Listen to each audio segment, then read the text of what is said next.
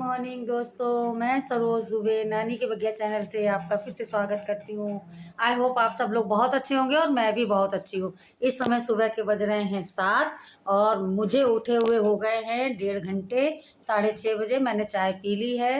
Breakfast तो अभी बना नहीं है लेकिन अब बनाएंगे और मैंने सोचा आज आपसे सुबह ही सुबह मुलाकात कर लेते हैं। तो दोस्तों आज अपने दिन की शुरुआत करते हैं सुबह से, अभी से। और अब आप मेरे आज के ब्लॉग में जुड़े रहिए। आज आपको दिखाते हैं कि क्या क्या होने वाला है, कहाँ कहाँ जाने वाले हैं। आई होप आपने मेरा कल का वीडियो हरतालिका तीज और रुद्राभिषेक वाला देखा होगा। आई होप आपको पसंद आया होगा। अगर पसंद आया हो तो आप लाइक और सब्सक्राइब करें, चैनल को लाइक करें, शेयर करें, ऐसी मेरी आपसे रिक्वेस्ट है। तो दोस्तों और बताइए आज आप क्या करने वाले हैं, कहाँ जाने वाले हैं, आज आप कौन कौन से मेन काम करेंगे। क्योंकि हर दिन इंसान के लिए एक नया दिन होता है, नई उम्मीदों को लेकर एक दिन आता है और वो दिन हमें प्रोत्साहित करता है कि हम कुछ ऐसा करें कि यादगार बन जाए।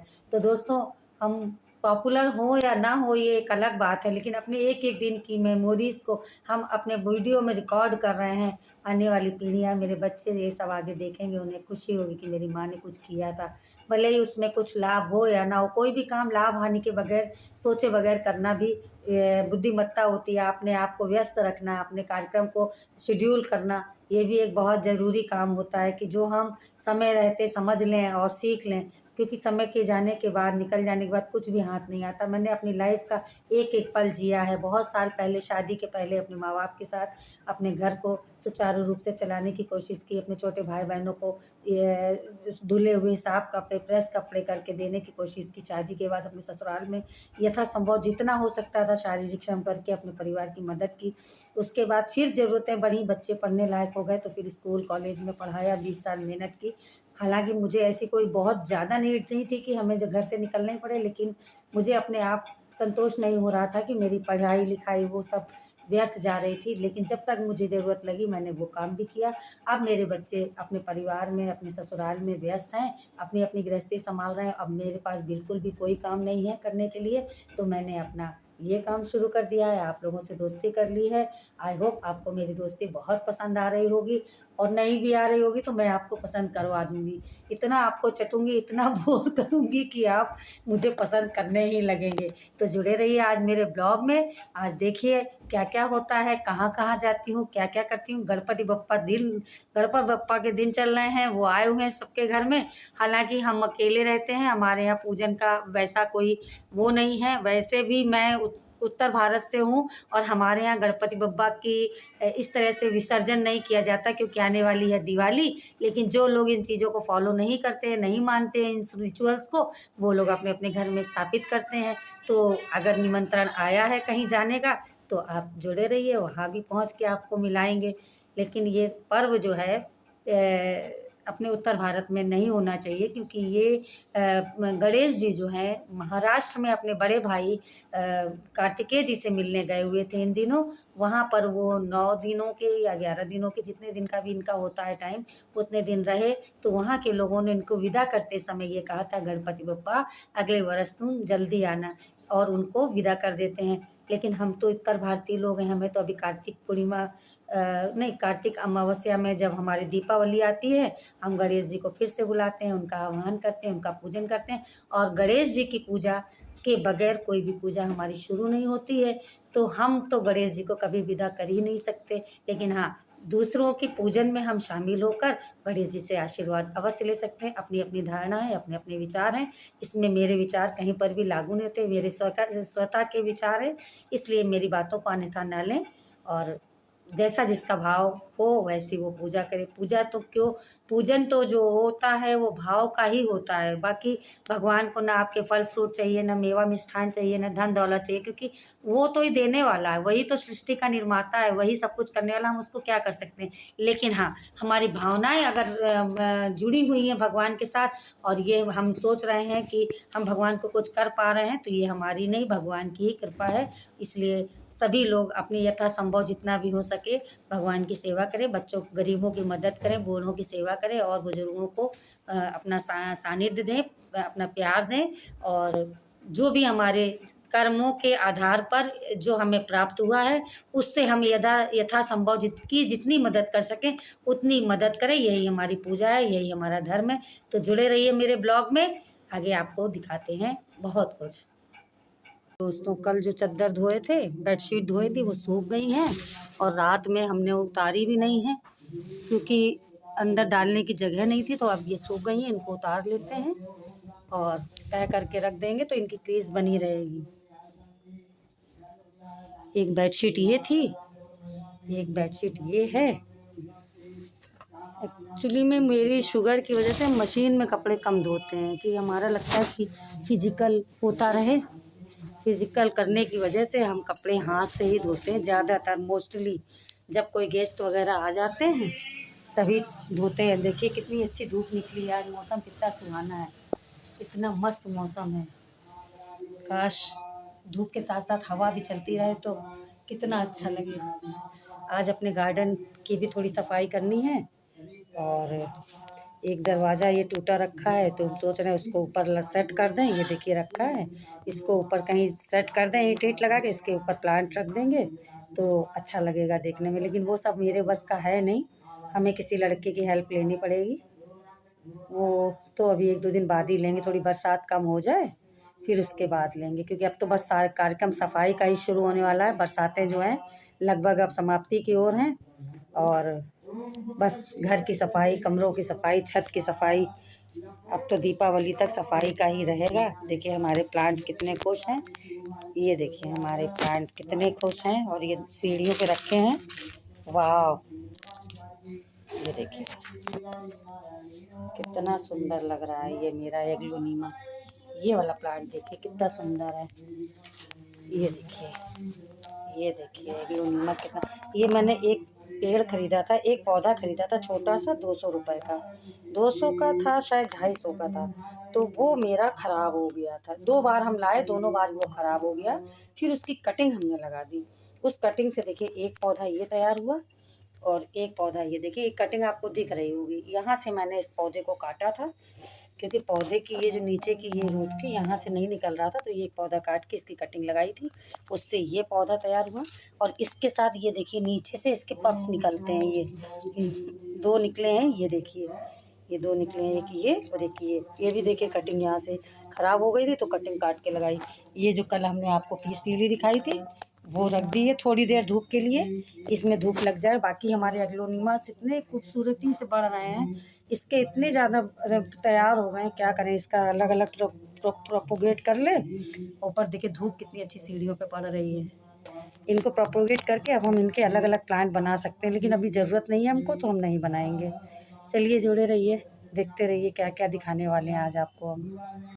ये देखिए दोस्तों मेरी अलमारी कितनी जो है अस्त व्यस्त हो गई है और मुझे आज इसको साफ़ करना है। ये देखिए, ये हर हफ्ते 15 दिन में हमको ये अलमारी साफ़ करनी पड़ती है। ये साड़ियाँ निकलती हैं, वो उल्टी पुल्टी हो जाती हैं, फिर इनको हमें लगाना पड़ता है। तो आज हम ये भी काम कर लें। आज मेरे पास टाइम है, आज थर्सडे, आज वस्त्र तो धोने नहीं है, कपड़े तो धोने नहीं हैं। एक अलमारी ये रखी है, उस पता नहीं कहाँ से इसमें चूहा घुस जाता है। अब इसका चूहे का इंतज़ाम करना पड़ेगा। ये मेरी जो डेली इधर आने जाने वाले वस्त्र होते हैं, कपड़े होते हैं, साड़ियाँ होती हैं, वो हम यहाँ रखते हैं। तो दोस्तों अभी हम आपको दिखाते हैं अपनी साड़ियों को मैनेज करने के बाद। ये देखिए इतनी सारी साड़ियाँ निकाल के, वैसे अस्त व्यस्त कुछ भी नहीं है, बस ऊपर नीचे हो जाता है। कोई साड़ी निकाली तो उसका ब्लाउज पेटीकोट ढूंढने के चक्कर में वो हो जाता है। बीच बीच में हमारे हस्बैंड के कपड़े भी जो है इसमें आ जाते हैं बिना बुलाए। तो ये देखिए ये ढेर लगा हुआ साड़ियों का। ये तो आपसे मिलते हैं हम अलमारी को व्यवस्थित करने के बाद।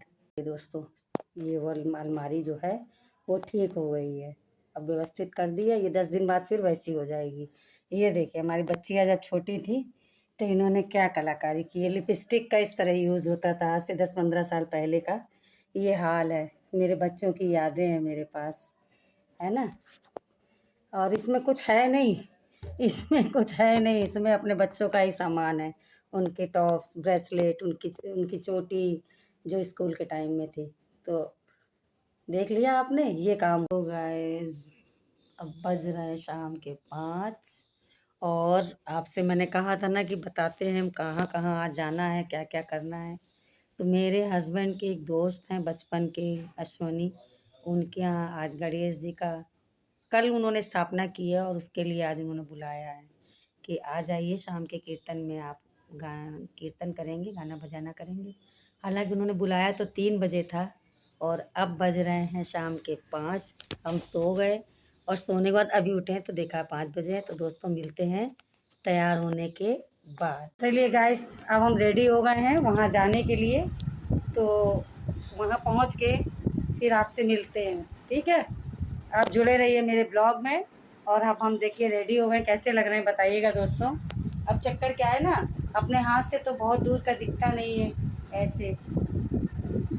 अब कोई दूसरा देखे बनाए वीडियो तो समझ में आए। चलिए उनके घर पहुंच के ही मिलते हैं।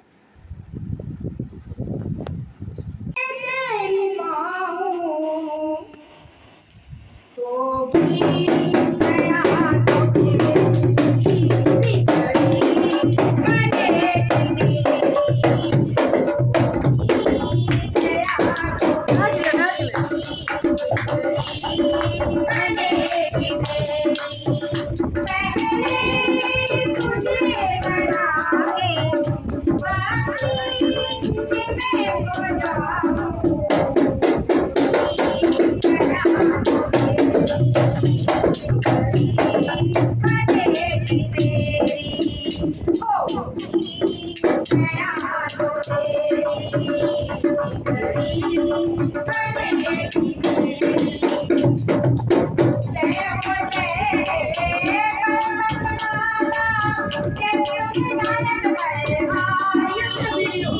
वीडियो बना रहे हैं।